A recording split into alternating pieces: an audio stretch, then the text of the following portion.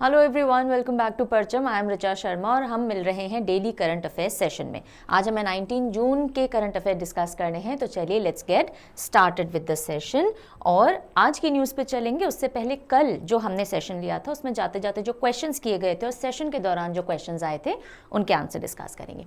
सो कल का question of the day क्या था? Which of the following statements regarding Agnipath scheme is correct. कल हमने अग्निपथ स्कीम को डिटेल में डील किया था बिकॉज एक फ्रॉडुलेंट मैसेज चल रहा था व्हाट्सएप पे, जिसके लिए जो मिनिस्ट्री है उन्होंने क्लैरिफिकेशन दिया था कि नहीं, अग्निपथ स्कीम में अभी तक कोई चेंज नहीं लाया गया, वैसी की वैसी चल रही है।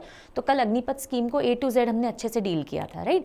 उसी से रिलेटेड ये क्वेश्चन पूछा गया था कि कौन सा स्टेटमेंट करेक्ट है। आंसर है डी। कुछ बच्चों ने यहाँ गलती की है, ये तीनों स्टेटमेंट रॉन्ग है। देखिए, ऑफिसर्स को रिक्रूट करने के लिए नहीं है अग्निपथ स्कीम, ऑफिसर रैंक से लोअर रैंक्स के लोगों के लिए है।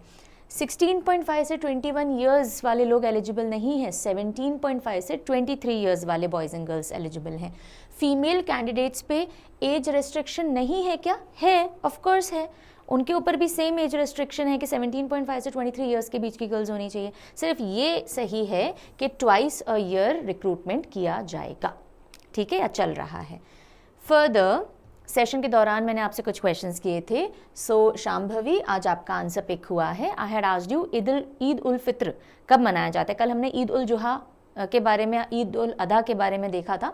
सो ईद उल फितर आता है शव्वाल महीने, first 3 days of Shawwal. 10th month जो होता है इस्लामिक कैलेंडर का, शव्वाल महीना जो होता है उसमें ईद उल फित्र आता है। रमदान ख़त्म होता है और उसके बाद उसके एंड पे शव्वाल महीने में ईद उल फित्र मनाया जाता है।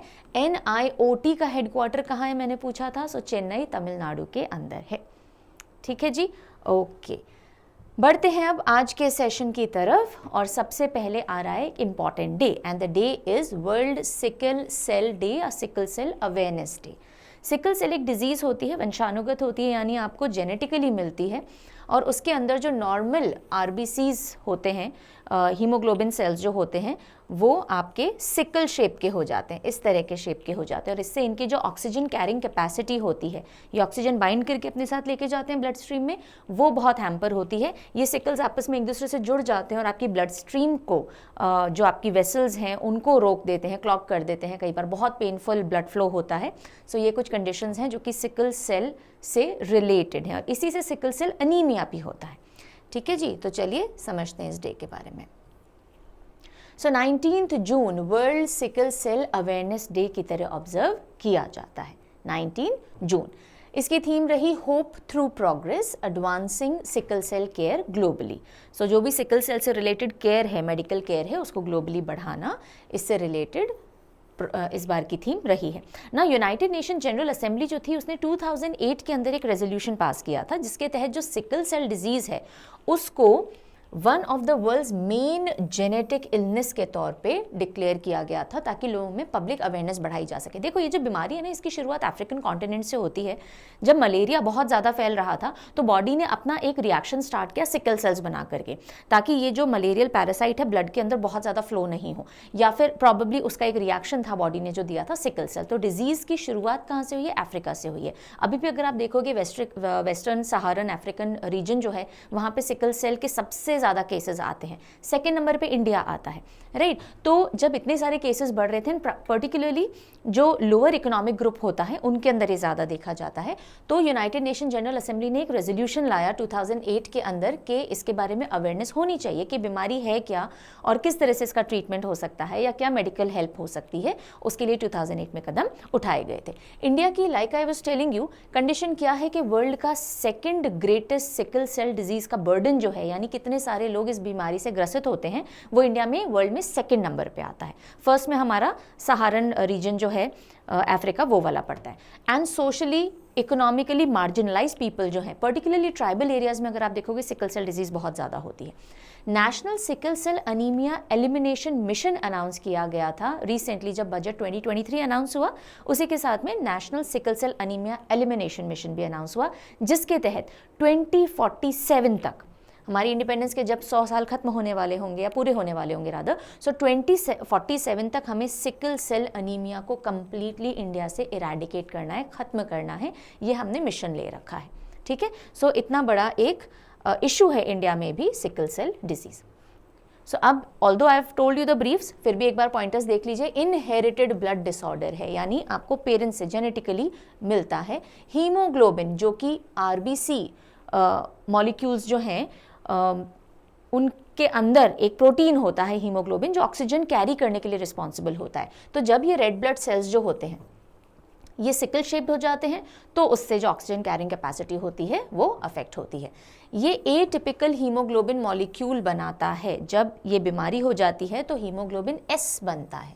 क्या बनता है? हीमोग्लोबिन एस बनता है, और उसकी वजह से आरबीसीज डिस्टॉर्ट हो जाते हैं सिकल सेल डिजीज की वजह से। Inability of haemoglobin to carry oxygen हो जाता है, उसी के साथ like I was telling you sickle cells जुड़ जाते हैं आपस में, क्लॉगिंग करते हैं, पेनफुल और डैमेजिंग कॉम्प्लिकेशंस बॉडी के अंदर क्रिएट कर देते हैं। क्लियर है? बीमारी भी क्लियर हो गई। And why this day is observed, when is this day observed, सब क्लियर है। चलिए अगली न्यूज़ पे मूव करेंगे। अगली खबर आ रही है, अब 21 जून को होने जा रहा है अंतर्राष्ट्रीय योग दिवस। ठीक है, अच्छा अब यहीं पे एक अपडेट लूँ, नई थीम हो चुकी है announce. Yes, new theme has been announce. अभी तक हम जो पढ़ रहे थे विमेन एम्पावरमेंट से रिलेटेड थीम, अब नई थीम अनाउंस हो चुकी है, and that is yog for self and society. अच्छे से पकड़ कर लीजिएगा, इंपॉर्टेंट डेज में भी वेरी इंपॉर्टेंट डे होता है अंतर्राष्ट्रीय योग दिवस, राइट? इंडिया के कॉन्टेक्स्ट में अगर मैं बात करूं एग्जामिनेशन पर्सपेक्टिव से। So PM Modi to lead 10th international day of yoga celebrations in Srinagar. Srinagar के अंदर 10th एडिशन ऑफ अंतर्राष्ट्रीय योग दिवस जो होगा वो होने जा रहे हैं, और उसको कौन लीड करेंगे? पीएम मोदी लीड करेंगे, राइट? और उसमें थीम रहेगी योग फॉर सेल्फ एंड सोसाइटी, खुद के लिए और समाज के लिए योग। हमारे जो आयुष मिनिस्टर हैं, यूनियन आयुष मंत्रालय किसके पास है? जब हमने कैबिनेट मिनिस्टर्स पढ़े थे तो आयुष नहीं आया। क्यों? क्योंकि इनको minister of state independent charge में इस बार रखा गया मिनिस्ट्रीज के अंदर। सो अभी इसको लीड कर रहे हैं प्रताप राव जाधव, प्रताप राव गणेश राव जाधव इनका पूरा नेम है। तो याद रखिएगा आयुष मिनिस्टर कौन है हमारे? प्रताप राव जाधव हैं। इन्होंने एक कॉमन योग प्रोटोकॉल बुक भी लॉन्च की जो कि ब्रेल स्क्रिप्ट में लिखी गई है, ताकि जो नेत्रहीन लोग हैं वो भी बेनिफिट ले सकें योग प्रैक्टिसेस का, उसको सीख सकें। और साथ ही साथ इसरो जो है वो भी एक इनिशिएटिव लेकर के आएगा अंतर्राष्ट्रीय योग दिवस पे, दैट इज़ योग फॉर स्पेस। तो जितने भी इसरो के साइंटिस्ट हैं, ऑफिशियल्स हैं, वो सब आकर के एक साथ योग करेंगे। तो योग अंतर्राष्ट्रीय योग दिवस एक बहुत बड़ा दिन है, और उसी में सम्मिलित होने के लिए अलग अलग जगह अलग अलग कार्यक्रम किए जाएंगे। अब ये एक मैंने एडिशनल स्लाइड आप लोगों के लिए डाल दी है ministers of state independent charge की। जो हमने कैबिनेट मिनिस्टर्स मैंने आपको सारे निमोनिक से याद कराए थे एक अलग वीडियो में, उसमें मैंने सिर्फ कैबिनेट मिनिस्टर्स लिए थे। Ministers of state independent charge भी काफ़ी इंपॉर्टेंट मिनिस्ट्रीज होल्ड कर रहे हैं, और इनके ऊपर कोई और बंदा नहीं होता, ये अकेले अपना मंत्रालय संभाल रहे होते हैं। Ministry state ministry independent charge वाली ये होती है कि कैबिनेट मिनिस्ट्री से थोड़ी लेस इंपॉर्टेंट पोर्टफोलियोज होते हैं ये, लेकिन इनको संभालने वाले व्यक्ति इंडिपेंडेंटली इन एरियाज को देख रहे होते हैं, इनके ऊपर और कोई नहीं होता। ठीक है, तो जैसे कि आयुष मंत्रालय आयुर्वेद, योग, नेचुरोपैथी, यूनानी, सिद्ध और होम्योपैथी, ये जो आयुष मंत्रालय है ये प्रताप राव जाधव देख रहे हैं। Then ministry of statistics, programme implementation and ministry of planning, okay, ये कौन देख रहे हैं? राव इंद्रजीत सिंह। इंद्रजीत सिंह, तो इंद्र भगवान को देख लीजिए, बैठ के स्टैटिस्टिक्स करते रहते हैं, कितनी बारिश करवानी है कितनी नहीं करवानी है। Okay, then ministry of law and justice Arjun Ram Meghwal ji के पास थी पहले भी, अभी भी इन्हीं के पास है। Ministry of skill development and entrepreneurship किसके पास है? जयंत चौधरी। अगर आप अपना स्किल डेवलपमेंट करोगे तो ही एंटरप्रेन्योरशिप में जय मिलेगी आपको, वरना नहीं मिलेगी। ठीक है, ministry of science and technology, ministry of earth sciences, ये तो काफ़ी टाइम से हम जितेंद्र सिंह जी का नाम इसमें देख रहे हैं, डॉक्टर जितेंद्र सिंह, राइट? तो ये सारे मिनिस्ट्री हैं स्टेट की इंडिपेंडेंट चार्ज के अंडर में। क्लियर? आगे बढ़ते हैं। अब अगली जो खबर आ रही है वो अवार्ड्स डोमेन से आ रही है। पहली बार किसी भारतीय को for the first time an Indian has been honored with Nelson Mandela Lifetime Achievement Award. South Africa का one of the most prestigious award माना जाता है Nelson Mandela lifetime achievement award, और भारत से मिल रहा है विनोद गणात्रा जी को। ओके, सो विनोद गणात्रा जी पहले भारतीय बने हैं जिनको ये अवार्ड दिया जा रहा है। ये एमिनेंट चिल्ड्रन फिल्म मेकर हैं, बच्चों से रिलेटेड जो मूवीज़ हैं, शॉर्ट फिल्म्स, डॉक्यूमेंट्रीज, मूवीज़ बनाते हैं। और साउथ अफ्रीका का prestigious Nelson Mandela life time achievement award इनको दिया गया। कहाँ? 7th Nelson Mandela children film festival चल रहा था, उसके दौरान ही has won this award. So Ganatra ji का नाम याद रखिएगा, विनोद गणात्रा।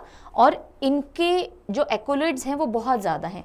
हंड्रेड्स ऑफ इन्होंने मूवीज़ बना रखी हैं, 36 नेशनल एंड इंटरनेशनल अवार्ड जीत चुके हैं, जिसके अंदर दूरदर्शन की साइड से दिया गया जानकीनाथ गौड़ अवार्ड भी शामिल है। ओके, और ये इनको मिला था बैंगन राजा, ये एक प्रोग्राम है दूरदर्शन पे आता है, उसके लिए इनको दिया गया था।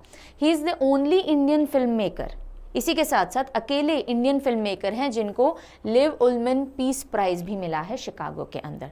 Live Ullmann peace prize Chicago. और कौन सी मूवी? इनकी एक गुजराती फिल्म थी हरुण अरुण, हरुण अरुण, इसके लिए गणात्रा जी को यह अवार्ड मिल चुका है। ठीक है, सो विनोद गणात्रा एवरीबडी याद रखेंगे। ओके, सो मोटा भाई ने क्या एक अनाउंसमेंट किया है। सो अमित शाह जी जो हमारे होम मिनिस्टर हैं, उन्होंने कहा है कि सेंट्रल गवर्नमेंट पूरी तरह से कमिटेड है कि जो मणिपुर के अंदर सेफ्टी नहीं हो रखी है, इतने सारे वायलेंट राइट्स चल रहे हैं, तो अब सेंट्रल गवर्नमेंट ने अभी भी जो पुख्ता इंतजाम किए थे वो कर रखे थे, लेकिन अब और ज़रूरत पड़ेगी तो हम स्ट्रेटेजिकली पुलिस फोर्सेस को भी वहाँ पे लगाएंगे, सिक्योरिटी फोर्सेस को लगाएंगे, और हम मध्यस्थता करने की कोशिश करेंगे मेतीज़ और कुकीज़ के बीच में, ताकि शांति बहाल हो सके। जो काफ़ी ऑलमोस्ट 1 साल से वहाँ पे दंगे चल रहे हैं वो रोके जा सके। So Amit Shah to initiate talks with Meiteis and Kukis to iron out ethnic issues in Manipur. Manipur के अंदर अगर आपको याद हो तो 3 मई 2023 से एक रायट या एक वायलेंट अटैक्स 2 कम्युनिटीज़ के बीच में एक दूसरे पे चल रहे हैं। और 3 मई 2023 को ऐसा क्या हुआ था जिसकी वजह से ये वायलेंस स्टार्ट हुआ था? वेल, एक सॉलिडारिटी मार्च निकाली गई थी। जो हिल डिस्ट्रिक्ट्स हैं वहाँ पे जो ट्राइबल कम्युनिटीज़ रहती हैं उन सब ने मिलकर के एक सॉलिडारिटी मार्च निकाली थी। क्यों? क्योंकि मेतीज़ जो थे वो डिमांड कर रहे थे शेड्यूल्ड ट्राइब का स्टेटस अपने लिए। सो मेतीज़ और कुकीज़ ये 2 अलग अलग कम्युनिटीज़ हैं। जो मेतीज़ हैं वो वैली रीजन में रहते हैं, जो कुकीज़ हैं नागाज़ के साथ में हिली रीजन में रहते हैं, और ये ट्राइबल पॉपुलेशन है। सो मेतीज़ भी डिमांड कर रहे थे कि हमें शेड्यूल ट्राइब में दर्जा दिया जाए, और इसके लिए नागाज़ और कुकीज़ जो थे, पर्टिकुलरली जो कुकी कम्युनिटी थी, ट्राइबल ग्रुप था, उन्होंने मार्च निकाली थी कि नहीं, अगर इनको शेड्यूल ट्राइब स्टेटस मिल जाएगा तो हर चीज़ में हमारे साथ कम्पीट करेंगे, ये ऑलरेडी एडवांटेज में है क्योंकि वैली रीजन में रहते हैं। सो इसको लेकर दोनों ग्रुप्स के बीच में क्लैश हुआ, काफ़ी सारे लोग मारे गए, बहुत सारी जान माल की हानि हुई है, और हम न्यूज़ में देखते ही रहे हैं। सो अब जो होम मिनिस्ट्री है उनकी तरफ से स्टेटमेंट आया है कि हम पीस टॉक्स के लिए बिल्कुल बीच बचाव में आएंगे। अब ये तो हो गई न्यूज़। अब आ जाते हैं थोड़ा मेतीज़ और कुकीज़ वाले मुद्दे को रिवाइज करने के लिए, बिकॉज मेतीज़ कौन है, कुकीज़ कौन है, थोड़ा ये समझेंगे। सो मेतीज़ मणिपुर की पॉपुलेशन का 53% होल्ड करते हैं, और ये इम्फाल वैली के अंदर रहते हैं। अगर ये हम बोलते हैं पहाड़ियाँ तो इस वाले हिस्से को हम वैली कहते हैं, घाटी रीजन। ओके, सो इम्फाल वैली के अंदर रहते हैं। दूसरी तरफ ट्राइबल कम्युनिटीज़ हैं जिनमें नागाज़ भी आते हैं और कुकीज़ भी आते हैं, और ये दोनों मिलकर के मणिपुर का करीब 40% आबादी बनाते हैं। और ये कहाँ रहते हैं? हिल रीजन पे रहते हैं। सो ट्राइबल पॉपुलेशन हिल रीजन्स पे रहती है, और जो मेती पॉपुलेशन है वो वैली रीजन में रहती है। सो अब अगर हम मेतीज़ को ढंग से एक बार पढ़ने के पे जाएं तो Meitei people are the Manipuri people. ये ट्राइबल कम्युनिटी नहीं होती है, लेकिन ये यहीं की एथनिक ग्रुप है, यानी मणिपुर स्टेट में जो मेजरली पहले से रहते आ रहे हैं वो एथनिक ग्रुप उनको कहा जाता है, और उनमें मेतीज़ आते हैं। मेतीज़ या मणिपुरी पीपल कौन सी भाषा बोलते हैं? मेती लैंग्वेज बोलते हैं, जिसे मणिपुरी भी कहा जाता है। और भारत की जो 22 ऑफिशियल लैंग्वेजेस, ऑफिशियल नहीं बोलेंगे हम, शेड्यूल लैंग्वेजेस जो हैं 22 शेड्यूल लैंग्वेजेस, उनके अंदर मणिपुरी या मेती भी शामिल है। अब आप मुझे बताइए कि कौन से ईयर के अंदर ये शेड्यूल लैंग्वेजेस का हिस्सा बनी थी।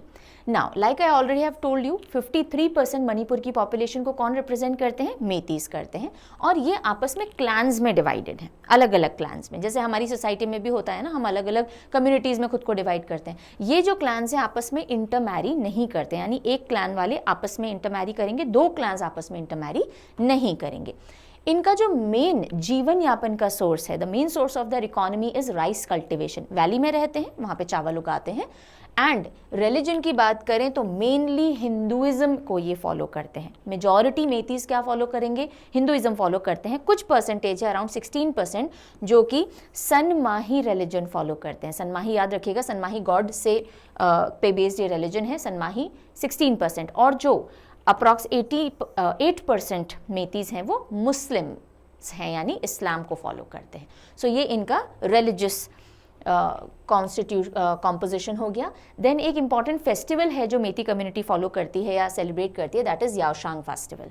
याओशांग जब हमारे यहाँ होली हो रहा होता है तो उसी तरह पे मणिपुर के अंदर ये वर्जन है होली का, याओशांग फेस्टिवल। तो ये मेतीज़ के बारे में हमने देख लिया। These are not the tribal population, they live in the valley area. अब हम आते हैं कुकीज़ पे। कुकीज़ जो कि ट्राइबल पॉपुलेशन है और हिली रीजन पे रहती है। कुकीज़ के लिए कहा जाता है कि ओरिजिनली जो मीज़ो हिल्स हैं वहाँ से इनका डिसेंट देखा गया है और ये करीब करीब पूरे नॉर्थ ईस्ट में फैले हुए हैं एक्सेप्ट अरुणाचल, राइट। सो ये भी एक एथनिक ग्रुप है और इनमें काफ़ी सारी ट्राइब्स होती हैं, राइट। और ओरिजिनली ये नॉर्थ ईस्टर्न स्टेट्स, ना सिर्फ north eastern states of India पर म्यांमार और बांग्लादेश वाले जो हिस्से हैं कुछ, वहाँ पे भी इनका स्प्रेड देखा गया है। They are present in almost all north east Indian states except Arunachal Pradesh. और करीब 50 ट्राइब्स हैं कुकीज़ की जिनको ऑलरेडी शेड्यूल्ड ट्राइब का दर्जा दिया जा चुका है। और यही विवाद की जड़ थी कि कुकीज़ को अगर शेड्यूल्ड ट्राइब का दर्जा दिया गया, मेतीज़ को भी दीजिए, और कुकीज़ का कहना था मत दीजिए because we will have to compete and they are already at advantage. Now अगर आप म्यांमार के, चीन, then Mizo people Mizoram side के, इनको मिला लें तो ये जो लोग हैं ये कहीं ना कहीं जुड़े हुए हैं या एंसेस्टर्स फॉलोइंग रखते हैं कुकीज़ के साथ में। और इन सबको, चीन, मीज़ो, कुकीज़ को मिला करके क्या कहा जाता है, ये सब जो पीपल हैं। कौन से लोग हैं ये? जो लोग, बिकॉज इनकी एंसेस्ट्री कॉमन मानी जाती है, राइट। देन कुकीज़ की अगर हम बात करें फर्दर, सो इनके अंदर मैरिज अलायंस अपनी कम्युनिटी के बाहर ये नहीं करते हैं, दे आर ट्राइबल कम्युनिटीज, तो अपनी ही कम्युनिटी में मैरिज होगी इनके अंदर। रिलीजन, सो पहले कुछ सालों पहले तक अगर आप देखेंगे तो ये लोग, I must have written, animist हुआ करते थे। एनिमिस्ट यानी आप जैसे हम जीववाद बोलते हैं हिंदी में, एनिमिज्म इंग्लिश में बोलते हैं, यानी हर चीज़ में किसी न किसी स्पिरिट का वास है, पेड़ों के अंदर कोई ना कोई जान है, जो भी चीज़ें आपस में, तो ये एनिमिज्म को फॉलो किया करते थे। लेकिन अब मेजॉरिटी लोग जो हैं वो क्रिश्चियंस हैं, ओके। ट्रेडिशनली क्रिश्चियन नहीं हुआ करते थे, लेकिन नाउ लास्ट 90 ईयर्स से approximately majority of the Kukis are Christians. इन्होंने क्रिश्चियनिटी ले ली है। और इनका जो विलेज चीफ होता है उसको लाल कहा जाता है। तो लाल कौन सी कम्युनिटी का विलेज चीफ है? कुकीज़ का विलेज चीफ है। तो ये दोनों कम्युनिटीज़ की बातें आपको समझ में आ गई, इनके मेजर जो पॉइंट्स हैं वो समझ में आ गए। चलो एक क्वेश्चन का आंसर दो। अभी पढ़ा है, बहुत ईजिली आंसर कर पाओगे। What is animism? एनिमिज्म क्या होता है? मैं हिंदी में लिख दूंगी तब तो बात खत्म ही हो जाती, समझ आ जाता है। सो सीधे आंसर पे आते हैं। This is animism, the belief that all objects, places, creatures possess a distinct spiritual essence. सब में जीव यानी जीवन, जीववाद जिसे हम बोलते हैं, है, दैट इज एनिमिज्म। और ये कौन फॉलो करते थे? पहले कुकीज़ करते थे, लेकिन अब वो मेनली क्रिश्चियनिटी फॉलो करते हैं। चलिए, सो यहाँ तक पूरा कुकीज़ मेथीज़ का मुद्दा समझ में आ गया। होम मिनिस्ट्री आएगी बीच बचाव करने के लिए, ये भी बात समझ में आ गई। चलिए, तो नए बच्चे जो भी आए हैं, वेलकम टू परचम। जो भी कुछ हम डेली सीए में पढ़ते हैं उसका पीडीएफ आपको अवेलेबल करवाया जाता है। एक फ्री ऑफरिंग है जो परचम के टेलीग्राम चैनल से आप ले सकते हो, परचम ऐप के फ्री मटेरियल सेक्शन से भी ले सकते हो। इसके अलावा अगर आपको कोई भी करंट अफेयर से रिलेटेड या बाकी सब्जेक्ट से रिलेटेड पीडीएफ चाहिए जो चैनल पे पढ़ाए जाते हैं, तो आपको parchamclasses.in पे जाना है। .in याद रखिएगा। फॉर एग्जाम्पल मंथली मैगजीन, जैसे अभी हर महीने का जैसे कंपाइलेशन आ जाता है, आपको सारी news with static GK category wise हम देते हैं, ये भी आप यहाँ से ले सकते हो। उसके अलावा सवाल ई बुक आती है, यानी current affair MCQ with explanation format में, ये भी आप वेबसाइट से ले सकते हो। अगर आपको सब्सक्रिप्शंस चाहिए, एनुअल सब्सक्रिप्शन इसके या फिर CA करंट अफेयर के PDFs के, तो आपको परचम ऐप पे जाना होगा। वहाँ जाके चेकआउट कीजिए कोर्सेज एंड सब्सक्रिप्शंस, वहाँ से आप एक्सेस कर सकते हो। ज़्यादा जानकारी मैं यहाँ नहीं दूंगी, यहाँ हम पढ़ाई पे फोकस करेंगे। आप ये हेल्पलाइन नंबर्स को कांटेक्ट कर सकते हो, व्हाट्सएप या कॉल कर दीजिएगा। ये टाइम और डे है। कुछ भी आपने परचेज किया है, प्लीज़ टेक अ नोट, कुछ भी आपने परचेज किया है वेबसाइट से, और अगर आपको या ऐप से कोई भी प्रॉब्लम आ रही है उसको एक्सेस करने में, please write a mail parchamclasses06@gmail.com। ठीक है, जिस भी भाषा में कंफर्टेबल हो, हिंदी, इंग्लिश या इंग्लिश, ऐसा हेजिटेट मत करना अरे मेल लिखना है तो प्रॉपर इंग्लिश नहीं आ रही है या कैसे लिखें, कुछ नहीं, आप सिंपल सा एक मेल अपना जो पेमेंट रिसीट होता है वो 10 रुपये का हो चाहे 100 रुपीज़ का, what ever is the payment receipt, वो आपको ज़रूर अटैच करना है, आपने क्या परचेज़ किया था वो बताना है और यहाँ पे मेल करना है। अगर परचेज़ के बाद कोई प्रॉब्लम है, उससे पहले प्रॉब्लम है तो आप हेल्पलाइन नंबर्स या परचम ऐप चैट में चैट का ऑप्शन है वो भी एक्सेस कर सकते हो। चलेंगे आगे। अगली खबर, इंडिया पहली बार एक मल्टीनेशनल एयर एक्सरसाइज होस्ट करने जा रहा है। अभी नहीं, अगस्त सितंबर में होगी, लेकिन इस एयर एक्सरसाइज का नाम क्या है? तरंग शक्ति। अच्छे से पकड़ कीजिएगा, कहीं ना कहीं देखने को मिल जाएगी। अभी नहीं देखने को मिलेगी तो जब ये एक्सरसाइज हो जाएगी उसके बाद देखने को डेफिनेटली मिलेगी, ठीक है, क्योंकि पहली बार इंडिया एक मल्टीनेशनल यानी बहुत सारे देश आएंगे, एयर रिलेटेड एक्सरसाइज है, एयर फोर्सेस पार्टिसिपेट करेंगी, नाम है तरंग शक्ति।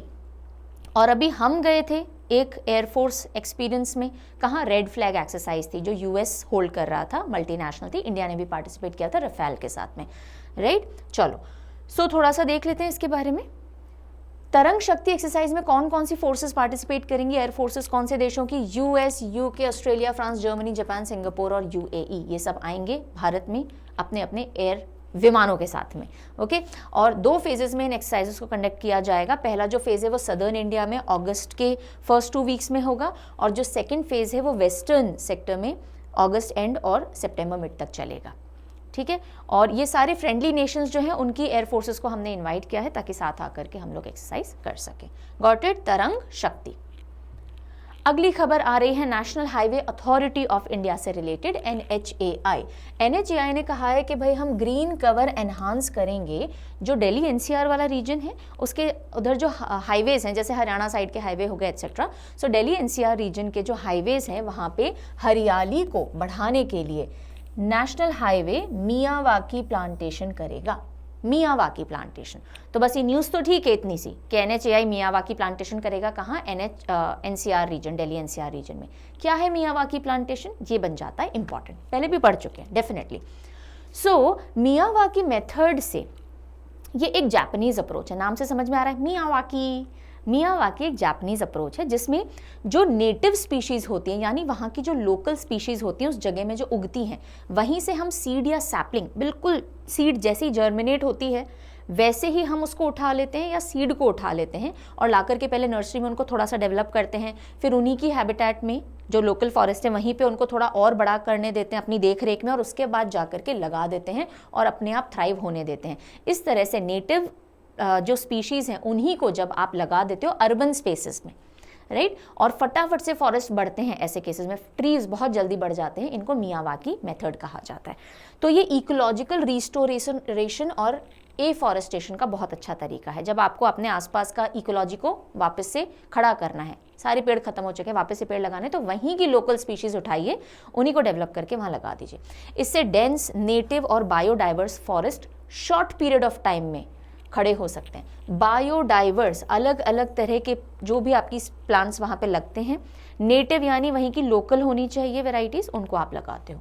और जब आप प्लांट्स लगा देते हो तो ऑफकोर्स वो ग्राउंड वाटर होल्ड करके रखेगा, मिट्टी नहीं इधर उधर जाने देगा।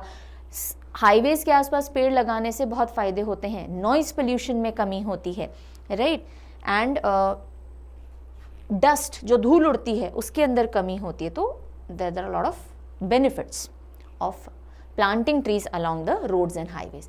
मियावाकी मेथड देखिए, जो सीड्स और सीडलिंग हैं जैसे ही वो जर्मिनेट हुई हम नेचुरल फॉरेस्ट से ही उनको उठाते हैं, फिर उनको हम प्रोपगेशन बेड में यानी कंट्रोल कंडीशन में जब तक 2-3 पत्तियां ढंग से नहीं आ जाती तब तक रखते हैं। उसके बाद हम उनको ट्रांसफ़र कर देते हैं शेड वाली जगह पे जहाँ थोड़ी थोड़ी सनलाइट आती रहे। उसके बाद हम उनको यहाँ अभी 60% सनलाइट वाले मेथड पे हम रख रहे थे, फिर हम ऐसी जगह ट्रांसफ़र करते हैं जहाँ 30 to 40% शेड आ रहा है, यहाँ हम उनको करीब 2 महीने रखते हैं, फिर हम ले जाते हैं उनको नेचुरल एनवायरनमेंट में अडेप्ट करवाने के लिए। जैसे देखा है ना, जब एनिमल्स को भी हम वाइल्ड में छोड़ते हैं उससे पहले हम उनको कंट्रोल्ड कंडीशंस में वाइल्ड में छोड़ते हैं, उन पर थोड़ी निगरानी रखते हैं, शिकार कर पा रहे हैं नहीं कर पा रहे हैं, कोई प्रॉब्लम तो नहीं हो रही है, फिर प्रॉपरली जंगल में छोड़ा जाता है। एनिमल्स को भी, इन ट्रीज़ के साथ भी ऐसा किया जाता है। सो करीब 1 महीने तक हम उनको अडेप्ट करवाते हैं उनके नेचुरल एनवायरनमेंट में, फिर हम उनको छोड़ देते हैं और ज़रूरत पड़ती है तो 1 से 3 महीने तक उन पर निगरानी रखते हैं और फिर हम कोई उन पर पानी नहीं देंगे, कुछ नहीं करेंगे, अपने आप वो थ्राइव होते रहते हैं 1 से 3 साल, नॉट महीने, ठीक है। सो बहुत जल्दी वो वापस अपने तरह से बढ़ने लग जाते हैं। अच्छा, ये जो मेथड है मियावाकी मेथड, इसको मियावाकी क्यों कहते हैं? बिकॉज एक जापानीज बॉटनिस्ट थी अकीरा मियावाकी, उन्होंने इस टेक्निक के बारे में बातचीत की थी कि कैसे आप डेंस फॉरेस्ट नेटिव प्लांट से बना सकते हो बहुत ही जल्दी, ठीक है। चलिए अगली न्यूज़ के लिए। भाई अब बहुत सारे फेक मैसेजेस आने का दौर चल रहा है ना, तो बी वेरी केयरफुल, किसी के साथ अपने OTPs वगैरह शेयर मत कर लीजिएगा। ये तो हो गई जनहित में जारी एक चेतावनी, सुझाव। लेकिन जो इलेक्ट्रिसिटी विभाग है, डिपार्टमेंट ऑफ टेलीकम्युनिकेशन है, not electricity, department of telecommunication, दूर संचार विभाग जो है, उन्होंने एक्शन लेना शुरू किया है इलेक्ट्रिसिटी KYC अपडेट स्कैम से रिलेटेड। ऐसे मैसेजेस आते हैं कि भाई आपका जो पावर है वो डिस्कनेक्ट हो जाएगा, आपका KYC अपडेटेड नहीं है, इस नंबर पे कॉल कीजिए या ये पेमेंट कीजिए या बिल भरिए एट्सेट्रा, ठीक है। तो इस तरह के जो स्कैम्स चल रहे हैं उसके लिए अब डिपार्टमेंट ऑफ टेलीकम्युनिकेशन जो है वो कड़े कदम उठा रहा है। उनको कैसे पता चलता है? बिकॉज ऑब्वियसली लोग कंप्लेन करना शुरू करते हैं। सो जो डिपार्टमेंट ऑफ टेलीकम्युनिकेशन है वो टारगेटेड एक्शंस ले रहा है, ऐसे नंबर्स को ब्लॉक कर रहा है जो इलेक्ट्रिसिटी KYC से रिलेटेड स्कैम कर रहे हैं। काफ़ी सारे सिटीजन्स हैं जिन्होंने जाकर के चक्षु पोर्टल पे शिकायत दर्ज की है। सो अब यहाँ जो ध्यान देने वाली बात है एग्जामिनेशन पर्सपेक्टिव से, उस पे आ जाओ। विजिलेंट और अलर्ट सिटीजन जो हैं उन्होंने रिपोर्ट किया है सस्पेक्टेड फ्रॉड कम्युनिकेशन का चक्षु report suspected fraud communication facility पे, जो कि संचार साथी पोर्टल पे अवेलेबल है। संचार साथी पोर्टल है एक टेलीकम्युनिकेशन का, उसके ऊपर हमने पढ़ा था कुछ महीनों पहले, अगर आपको याद हो, पिछले साल पढ़ा था, चक्षु स्टार्ट किया गया है, चक्षु फैसिलिटी, जिसपे जाके आप अगर कोई भी आपको ऐसे SMS आ रहे हैं, कॉल आ रहे हैं, व्हाट्सएप आ रहे हैं जिनमें फ्रॉड्यूलेंट कुछ किया जा रहा है कि इतने पैसे भेजिए, अपना OTP बताइए एट्सेट्रा एट्सेट्रा, तो वहाँ जाके आप सस्पेक्टेड फ्रॉड कम्युनिकेशन को रिपोर्ट कर सकते हो चक्षु पोर्टल या चक्षु फैसिलिटी पे। सो बस ये चक्षु ध्यान रखिएगा, चक्षु फैसिलिटी डिपार्टमेंट ऑफ टेलीकम्युनिकेशन संचार साथी पोर्टल के ऊपर मौजूद है। और क्या काम करती है? फ्रॉड कम्युनिकेशन जो है सस्पेक्टेड, उसको रिपोर्ट करने के लिए एक माध्यम है। चलिए अगली जो न्यूज़ आ रही है क्या है? What is this? Is this a snake? Is this a eel? This is a new species of snake eel. सांप जैसे दिखने वाली ईल स्पीशीज। सो न्यू स्नेक ईल स्पीशीज डिस्कवर की गई है कहाँ से? ओडिशा से। ओडिशा के जो एस्चुराइन इकोसिस्टम होते हैं, एस्चुरीज जहाँ नदी आकर के समुद्र से मिल रही होती है, तो जहाँ ये मीटिंग हो रही होती है उसके आसपास वाले इकोसिस्टम को एस्चुराइन इकोसिस्टम कहा जाता है, ठीक है। और जो zoological survey of India regional centre है गंजाम डिस्ट्रिक्ट में ओडिशा में, उन्होंने इस नई स्नेक ईल स्पीशीज को खोजा है। क्या नाम दिया इसको? ऑफिक्थिस सूर्याई। ऑफिक्थिस सूर्याई। क्यों? क्योंकि सूर्य कुमार मोहंती जी जो फॉर्मर डायरेक्टर रह चुके हैं डिपार्टमेंट के, उनको ऑनर देने के लिए उनके नाम पे स्पीशीज रखी गई है। क्लियर है? चलो आ जाओ फिर। अब ये क्या है जी? ये है कि मानव रचना यूनिवर्सिटी है दिल्ली NCR के अंदर, मानव रचना यूनिवर्सिटी, उन्होंने पूरे दिल्ली NCR में पहला GNSS रिसीवर इंस्टॉल किया है इसरो के साथ मिलकर के। GNSS receiver. अब इससे क्या होगा और ये GNSS क्या है थोड़ा समझते हैं।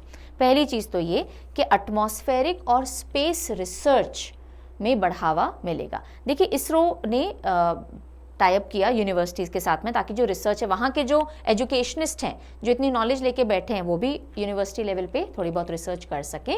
उसके लिए वेदर, क्लाइमेट, स्पेस वेदर हुआ या प्लानिटरी आइनोस्फेयर हुए, इन सब से रिलेटेड जो डेटा है वो रिसीव हो पाएगा और रिसर्च को आगे बढ़ाया जा सकेगा।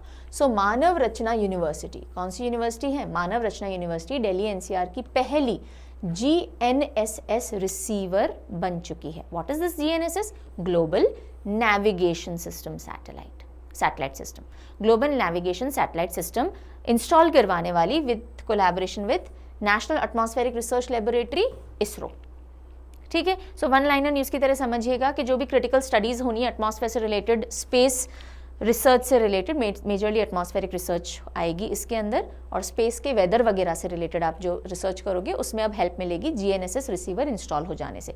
कहाँ इंस्टॉल किया है? मानव रचना यूनिवर्सिटी में किया है। किसके कोलैबोरेशन से? National atmospheric research laboratory ISRO के कोलैबोरेशन से। अब चलते हैं, क्वाकराली साइमंस की एक रिपोर्ट सामने आई है, इंडेक्स रैंकिंग सामने आई है, और किससे रिलेटेड है ये? बेस्ट स्टूडेंट सिटीज, स्टूडेंट्स के लिए बेस्ट सिटीज की रैंकिंग सामने आई है अलग अलग पैरामीटर्स पे। तो देखते हैं, इंडिया की 4 सिटीज जो हैं वो इसमें अच्छी रैंक लेकर के आई हैं, और इंडिया में सबसे बेस्ट रेटेड आई है Delhi. Yes, Delhi rated best student city in India in Quacquarelli best student cities 2025। यहाँ जो आपको दिख रहा है ये 2024 दिख रहा है, जो कि गलत है, 2025 होना चाहिए। याद है क्वाकरैली साइमंस जब हमने पिछली बार रेटिंग की थी तो मैंने कहा था कि ये अगले साल के लिए रेटिंग्स रिलीज करते हैं, बिकॉज जो एडमिशन्स लेंगे बच्चे या जो तैयारी करते हैं वो फ्यूचरिस्टिक एंगल से देखेंगे। अभी रेटिंग आई है, उसका इम्पैक्ट अगले साल पड़ेगा, so they always release the ratings with future outlook. So Delhi rated best student city in India और QS बेस्ट स्टूडेंट सिटीज़ 2025 की रैंकिंग आई है बाहर। टोटल 4 इंडियन सिटीज़ हैं, दिल्ली, मुंबई, बेंगलुरु और चेन्नई। उन्होंने इस साल का जो एडिशन है 2025 वाला, उसमें अपनी जगह बना ली है। अब देखिएगा कि दिल्ली की जो रैंकिंग है वो इम्प्रूव हुई है ग्लोबली भी, 21 रैंकिंग जंप करके 111th स्पॉट पे हम आए हैं। 111th best city for students Delhi को रखा गया है, और एक कैटेगरी है जिसमें ये 2nd रैंक पे आई है, most affordable city for students. Most affordable वाली कैटेगरी जो है सिटीज़ की, उसमें दिल्ली ने 2nd रैंक लाया है। बेंगलुरु की रैंक में भी जंप आया 17 प्लेसेस और 130th स्पॉट पे ये आई है। सो 111 पे दिल्ली है, 130 पे बेंगलुरु है ग्लोबली, और मोस्ट अफोर्डेबल में देखें तो 7th स्पॉट पे आई है। ओके, अब अगर टॉप 30 फॉर अफोर्डेबिलिटी, यानी अफोर्डेबिलिटी के एंगल से जो रहने के लिए अफोर्डेबल है बच्चों के लिए, तो हमारी जो चारों सिटीज़ हैं वो टॉप 30 के अंदर आई हैं। इसी के अलावा top 100 for employer activity, employers आते हैं, एम्प्लॉयर्स जो प्लेसमेंट करके लेके जाते हैं, उसके एंगल से देखें तो हमारी जो शहर हैं चारों वो टॉप 100 एम्प्लॉयर एक्टिविटी में आए हैं। Globally best city for students कौन सी रही? लंदन रही, और अभी नहीं रही है, ये 6वें लगातार 6th ईयर टॉप सिटी रही है। Best city for students London, followed by Tokyo and Seoul. Tokyo और सियोल 2nd और 3rd पे रहे हैं। अच्छा, कौन सा देश है जिससे मैक्सिमम सिटीज़ इस लिस्ट पे देखी गई हैं? China. China highest number of ranked cities, और उसके बाद ताइवान से 5 हैं, एंड इंडिया और इंडोनेशिया से 4 सिटीज़ इस लिस्ट पे देखी गई हैं, जो कौन सी हैं? Delhi, Mumbai, Bengaluru and Chennai. Okay, clear है? आएंगे आगे। सो ये जो न्यूज़ है जापान से आ रही है, और बड़ी ही खतरनाक सी न्यूज़ आ रही है, and that is flesh eating bacteria spreads in Japan. Japan ने हाई अलर्ट घोषित कर दिया है, काफ़ी सारे लोगों की मौत हो चुकी है फ्लैश ईटिंग बैक्टीरिया की वजह से। क्या है ये बैक्टीरिया, क्या नाम है इसका, क्या बीमारी कॉज कर रहा है?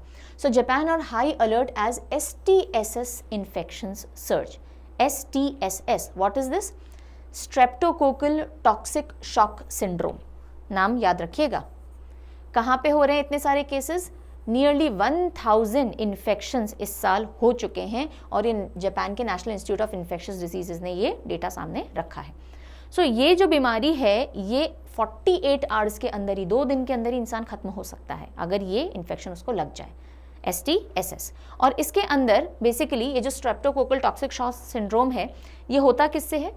ग्रुप A स्ट्रेप्टोकोकस बैक्टीरिया से होता है, GAS, जो कि ऐसे टॉक्सिन्स रिलीज करता है बॉडी में जिसकी वजह से इंटेंस इन्फ्लेमेटरी रिस्पॉन्स, यानी अंदर बॉडी के अंदर स्वेलिंग और इन्फ्लेमेशन बढ़ जाता है, और ब्लड स्ट्रीम के थ्रू बहुत जल्दी ये जो बैक्टीरिया है पूरी बॉडी में फैलता है, अलग अलग ऑर्गन्स को इंस्टेंट फेल करता है। ओके, सो रैपिड टिश्यू डेके हो रहा है, बिकॉज हमने देखा कि टिश्यू ईटिंग बैक्टीरिया है, टिश्यूज़ को खाना शुरू करता है, सिवियर पेन होता है, बॉडी शॉक में जाती है, वो पर्टिकुलर ऑर्गन शॉक में चला जाता है कि मेरा जो ऑर्गन एकदम से ख़त्म कैसे हो रहा है फटाफट, और मल्टी ऑर्गन फेलियर की वजह से विदिन 2 डेज इंसान की डेथ हो जाती है।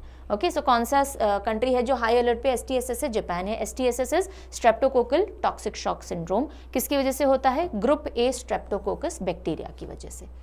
देन अगली खबर आ रही है अब स्पोर्ट्स डोमेन से, इसके बाद हम रिवीजन क्वेश्चन की तरफ रुक करेंगे। And the news is fastest T20 100 का खिताब किसके नाम चला गया है? साहिल चौहान, इंडिया को रिप्रेजेंट नहीं करते, एस्टोनिया के लिए खेलते हैं। सो क्रिकेट के डोमेन में एस्टोनिया से खेलते हुए साहिल चौहान ने फास्टेस्ट T20 100 अचीव कर लिए हैं और पीछे छोड़ दिया है क्रिस गेल को। इन्होंने ये जो 100 बनाए हैं ये 27 बॉल्स के अंदर बनाए हैं अगेंस्ट साइप्रस, और जो क्रिस गेल का रिकॉर्ड था वो 30 बॉल्स में 100 अचीव करने का था, जो 2013 में उन्होंने बनाया था। ठीक है, साथ ही साथ जो साहिल चौहान हैं इन्होंने एक रिकॉर्ड की बराबरी भी कर ली है। 144 इन्होंने रन्स बनाए इस मैच में, जिसमें 18 सिक्सेस शामिल थे।